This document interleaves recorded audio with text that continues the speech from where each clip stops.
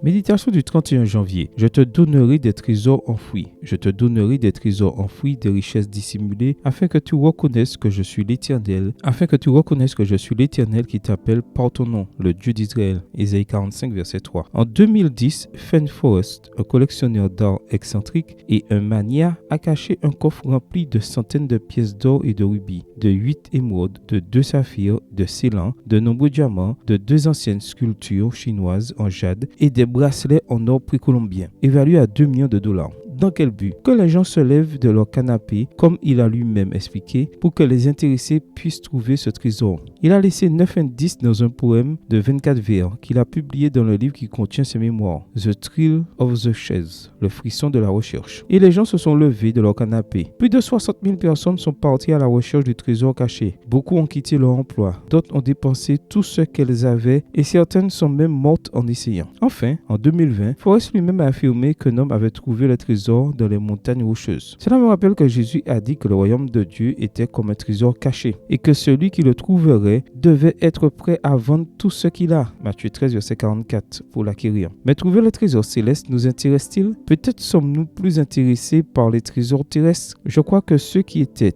déterminés à trouver celui des rocheuses devrait nous inspirer non pas à rechercher les richesses, mais à donner la priorité à la pertinence au trésor divin, le seul véritable trésor. Le prophète Ésaïe a transcrit cette promesse extraordinaire. Je te donnerai des trésors enfouis afin que tu reconnaisses que je suis l'Éternel. Ces trésors cachés sont à notre portée à travers le Christ, puisqu'en lui sont cachés tous les trésors de la sagesse et de la connaissance. Colossiens 2, verset 3. S'il y a eu des gens qui ont risqué leur vie pour trouver le trésor de Fen Forrest, pourquoi nous est-il si difficile de comprendre que rien n'a plus de valeur que le trésor du royaume des cieux? Les trésors terrestres sont corrompus, perdus, temporaires. Le plus sage est de devenir des chercheurs infatigables des trésors du ciel, où ni les vers ni la rouille ne détruisent, et où les voleurs ne percent ni ne dérobent. Matthieu 6, verset 20. Amen. Bonne journée à vous et que le Seigneur vous bénisse.